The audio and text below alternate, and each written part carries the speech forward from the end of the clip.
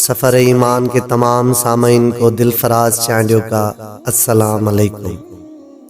ناظرین، ایک بادشاہ تھا، اس کے 2 بیٹے تھے۔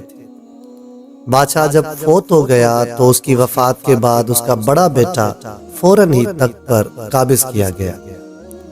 بادشاہ کا دوسرا بیٹا بڑے بھائی سے خوف زدہ تھا، اس نے ملک چھوڑنے کا فیصلہ کر دیا۔ بادشاہ کا بیٹا اپنے 3 دوستوں کے ساتھ بیرونی ملک روانہ ہو گیا۔ ان دوستوں میں سے ایک تاجر کا بیٹا، دوسرا کسان کا بیٹا اور تیسرا ایک بہت خوبصورت نوجوان تھا۔ راستے میں بہتر مستقبل کے بارے میں سب دوست اپنی اپنی رائے پیش کرنے لگے۔ سب سے پہلے کسان کا بیٹا کہنے لگا، محنت سے انسان سب کچھ بنتا ہے، باقی سب باتیں بیکار ہیں۔ تاجر کے بیٹے نے کہا، عقل اور حسن تدبیر سب سے بڑا ہتھیار ہے، یہ نہ ہو تو انسان ناکام ہے۔ اب نوجوان کی باری تھی، اس نے کہا، حسن جمال سب سے بڑی نعمت ہے۔ بادشاہ کا بیٹا اللہ کی ذات پر بھروسہ کرنے والا، نہایت ادب اور تفکر کرنے والا انسان تھا۔ سب کی باتیں غور سے سننے کے بعد کہنے لگا، سب اپنی اپنی جگہ درست ہے، مگر سب سے بڑی چیز اللہ کی رضا اور قدرت ہے، اس کی ذات کا فیصلہ ہی ہر چیز پہ غالب ہے۔ ایسے میں کسان کا بیٹا کہنے لگا، ہمارے پاس کھانے پینے کے لیے کچھ نہیں، اب پتا چلے گا کہ کس کی بات ٹھیک ہے۔ سب اپنی اپنی رائے آزماتے ہیں۔ پہلے دن انہوں نے کسان کے بیٹے کو کہا، آج ہم دیکھیں گے کہ محنت کا کیا فائدہ ہے، جاؤ اپنی محنت سے کھانے کا انتظام کرو۔ کسان کا بیٹا اٹھا اور جنگل کا رخ کیا، لکڑیاں توڑی اور شہر میں آ کے 2 درہم میں بھیج دی۔ 1 درہم کا کھانا لیا اور دوسرا درہم اپنے پاس جمع کر لیا۔ سب نے اس کو شاباش دی۔ اگلے دن تاجر کے بیٹے کا نمبر تھا کہ وہ عقل اور حسن تدبیر کا مظاہرہ کرے۔ وہ اٹھا اور ساحل سمندر پر آیا۔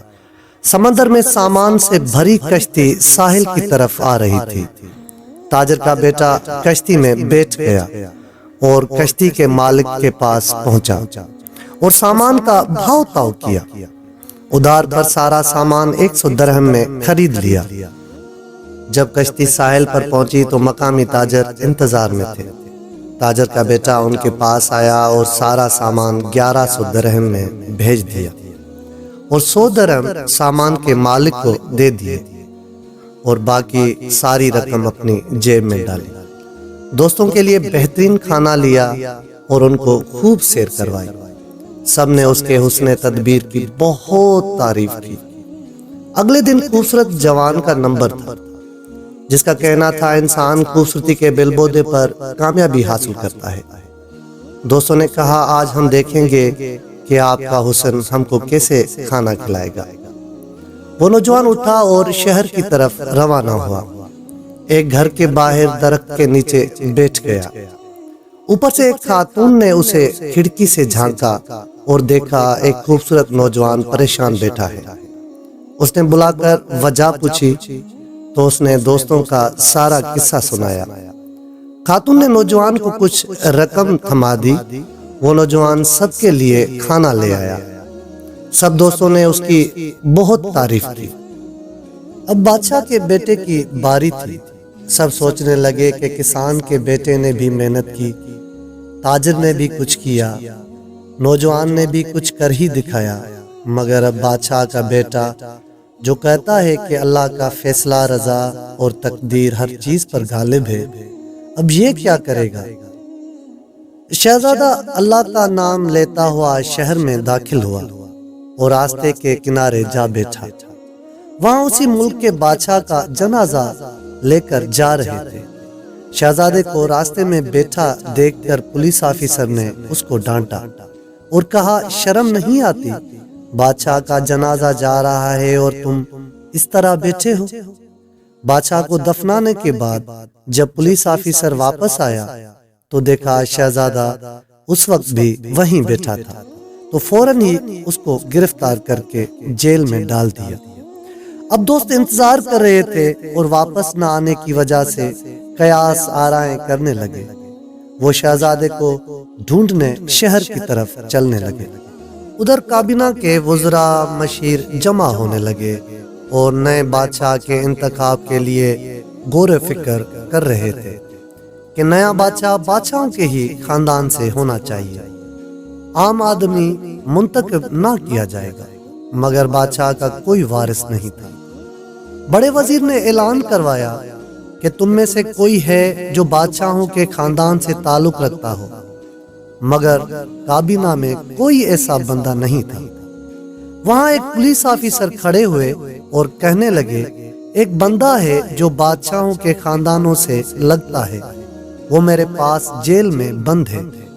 پھر شہزادے کو کابینہ کے سامنے لایا گیا اور پوچھا، کون ہو اور یہاں کس حساب سے آئے ہو؟ شہزادہ بولا، میں فلاں ملک کے بادشاہ کا بیٹا ہوں، باپ مر گیا، بڑا بھائی بادشاہ بن گیا، میں اس سے خوف زدہ تھا، موت کے ڈر سے وہ ملک چھوڑ دیا۔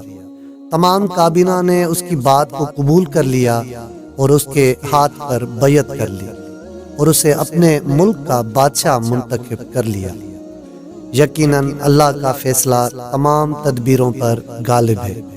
جب شہزادے کے دوستوں کو معلوم ہوا کہ ان کا دوست بادشاہ بن گیا ہے تو انہوں نے بے ساختہ بولا، واقعی اللہ کا فیصلہ تمام تدبیروں سے بڑھ کر ہے۔